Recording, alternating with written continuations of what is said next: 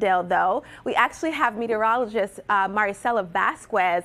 She's in Carbondale, and she's taking a look at what's going on because everyone is so excited, especially because you're in the path of totality. Once again, Carbondale is going to experience this total solar eclipse. Yes, Aisha, I'm very happy, and I'm even more excited because I'm next to experts, scientists, NASA. One of my dreams is, since I was a little girl, be next to NASA. And today, not only I will be able to see the total solar eclipse, but I'm next to these astronomers that are going to be analyzing the total solar eclipse. And here I have my artist, Blair, yes, and you're a producer for NASA Edge. Yeah, and we're very excited to be here today because we were here in 2017 back during that total solar eclipse, and we knew then that there was going to be another one. It's rare, but at the same place. So even then we were sort of planning and hoping to get this next opportunity to study the eclipse. You told me earlier that there can be a little bit that you had an option to go different places, to go to Texas and everything, and you decided to come back here to Carbondale, Illinois. Yeah, there were like three major reasons we wanted to come back here. Number one, the facility is great. We have a stadium, we have a support staff, that infrastructure that allows you not just to watch and enjoy the eclipse, but to take images of that eclipse and share that with the rest of the world, which is a big part of what we want to do. So that was one. Number two, SIU here is getting lots of data through the Dynamic Eclipse Broadcast Initiative. And so we wanted to be a part of that and support that. And then finally, it's just the crossroads of the eclipse. Where else can you get two eclipses within 7 years, total solar eclipses in the same place? So once in a lifetime, and you're going to be able to see it twice. Carbondale is going to see it twice. Yeah, and it's funny, we have this internal discussion all the time. I think if we see the eclipse today, I'm an eclipse chaser. You know, I'll have seen two, so I feel like that qualifies me. And you have all your equipment here. Yep. Can you explain to me all the telescopes and give us explanation what are doing here? How many telescopes? Sure. This is really important. So obviously, you know, we wanted to get as much data from the sun during an eclipse. So we're using three different types of solar observing telescopes. They basically look at the sun in different frequencies. So this first one here, you see, that is white light. That is the only telescope that we'll use actually to look at the sun during the total solar eclipse. The others really can't see that the prominence is around in the corona, but the white light can, and so for totality we will be using the white light. But these other two, the next one, that's an H alpha. Somebody's sort of obscuring that right now, but the H alpha is that traditional look of the sun that's more orange, gives that orange look. And what we love about that and these different telescopes is they give you sort of a different view of the surface of the sun during partial eclipse, and that prominence only during partial. You get different detail. Finally, you get the calcium K. Now, when you see the calcium K, it's kind of surprising because it looks purple. It gives like a purple image, right? And it's cool and it looks kind of different, but you actually can see different detail on the surface of the sun, and scientists get real excited. We don't know a lot about the sun, so those images that we're able to look at and see how the sun is operating and what's happening on the surface, those are real opportunities for science to take place. Wow, so how many people came here all the way from NASA just here to Carbondale to study this solar eclipse? The NASA team, it's interesting because right here in Carbondale there are about 20, but then NASA deployed people all across the path of totality in other locations, and they're doing the same thing. So NASA's really looking at the whole, even down for as far south as Mazatlan, Mexico, all the way up into Canada, looking at this path of totality and studying the sun along the way. And there's so many things that we don't know about the sun that we keep studying and analyzing. I asked you a question, if the first total eclipse you saw, you were able to see the Bailey beads that you see them before totality. The Bailey beads are very fascinating because basically what you're seeing is the contour of the moon through the sun's light comes through and it sort of illuminates those mountain valleys. And when you see it on the rim of the moon, it actually looks like a string of beads, and that's where it got the name from. And you got to look for it. So it's that very moment, it's right before totality. But I also want to say the one thing you want to do is make sure that you watch the eclipse safely using the proper safety glasses. The main thing is, all day when you see first contact and those long stretches of time before you're waiting for the total solar eclipse, always have your glasses on.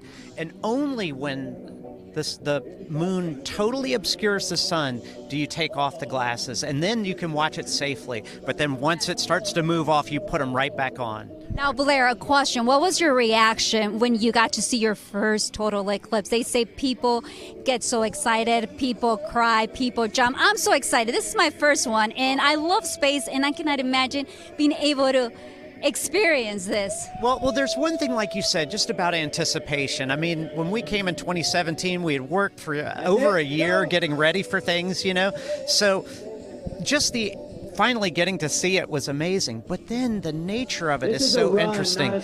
You can't really explain it in words, but when you're there, and then we were here with a group of about 25,000 people watching it together, and we had a cloud in 2017 sort of come along and start to obscure it, and the crowd went, oh. But then the cloud moved away before the end of totality, and everybody just erupted in cheers. It was a fantastic moment, and it's those things, the temperature change, the different things you can see on the ground through trees. You can see little mini eclipses projected through trees on the ground. It's so tactile and visceral that you just become overwhelmed. So I totally understand the emotion. Everybody, it hits them differently, but the main thing is you'll never forget that experience, and so much so that you want to come back whenever the next eclipse takes place. Well, thank you so much, Blair. I really appreciate all your help in explaining that. We're going to be bothering you. We're next to you, and I'm going to be coming asking you so many questions because you guys are going to be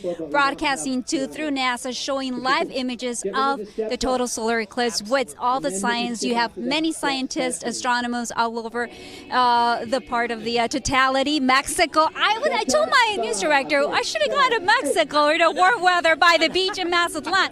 That's where they're going to see the longest. They talk about 4.5, and we will see double versus last. But that's the great thing, right? Like all along the path, there are people like the ones that are here are going to be sharing that experience at different times. But, I'd love to see it on the beach, too. So maybe we can look for another eclipse on the coast somewhere. Call me. Let me know. Right? So I will be there. We'll do this together. Yes. And we say, we're a team. Well, thank you so much, Blair. Thank you so much. And we will see you there. Now, I have another guest. He's another scientist, a professor. His name is, you can come, Lou Mail. You're a professor from Marymount University. You got it right. And you're here.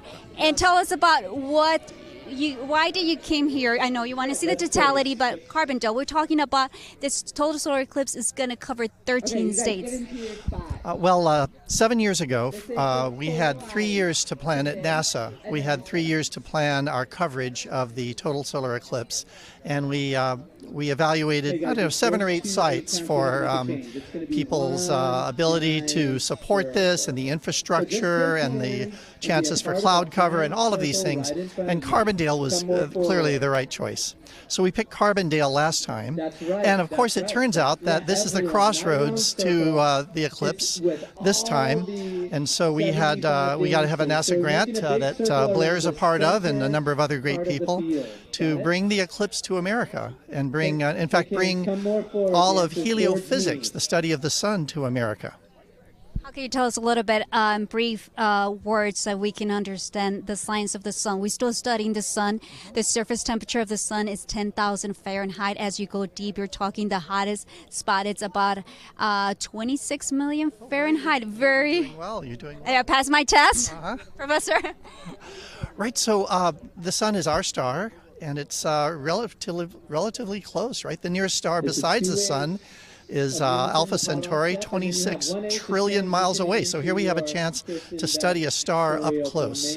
And yet there's still a number of mysteries we're trying to understand about the sun. We've launched a spacecraft to help us see the sun in multiple wavelengths that are filtered out by our Earth's atmosphere, and spacecraft that can get even closer to the sun than anyone has ever gone. And one of those is Parker Solar Probe.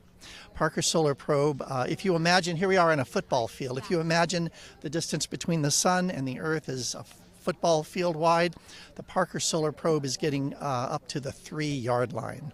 So as close as you could possibly get to look at the sun's corona and try to understand some of the processes that go on that accelerate the solar wind, these particles that come out from the sun to amazing velocities where they can reach the Earth at, within a day or two, which is incredible. What provides the energy for that? And we're trying to understand that now. So much in science they've been studying for years, scientists. We talk about the 1919 solar eclipse in May, that's what they were able to prove the theory of relativity from Albert Einstein, that he had it for 4 years until it was that total eclipse that they were able to confirm. Einstein is right, and he became famous. That's right. Since about the 1600s, science means taking observation and theory and bringing them together. Okay, so Einstein had the theory, but he didn't have the observations to support it. And in 1919, we had a total solar eclipse, and they looked at stars just off the limb of the sun. And the idea was that if this massive body, the sun, is in fact warping space, then those stars, the light from those stars, should make them appear to be in slightly different positions as they curve around curved space. And in fact, not only did that happen, but it happened to the degree that Einstein predicted. So fabulous confirmation of Einstein's theory of general relativity. Well, thank you so much, Lou. I'm so excited. So much to learn today, not only to get to see this astronomical event, but so much science. I'm looking forward to see the Bailey Beats. Hopefully we get to see it. We were a little bit concerned because early during the week there was cloud coverage forecast. Now we see some skies are clear. I can see the sun. At least as we have thin clouds, we will still be able to see it. This is your first total solar eclipse, or have you seen before? Oh, no. Well, I was in France for the 1999 eclipse, and we took a train up to Soissons, and I have pictures of me with my 2 telescopes with umbrellas over them. So we didn't get to see totality there, but I saw totality in 2017, so this will be my second, hopefully my second totality. And the great thing is that compared to 2017, this time we're going to have 2 extra minutes. In 2017 was 2 minutes of totality. Now we're having 4 minutes. Exactly right. And that's because the moon's orbit around the Earth is elliptical, as all orbits are, right? And so this time around, the moon is a little closer to the Earth. It's near what we call perigee, that's closest point in its orbit. So it appears larger, and so it's going to take longer to cover the sun. It'll be in front of the sun longer. Well, thank you so much, Lou. I really appreciate all that information.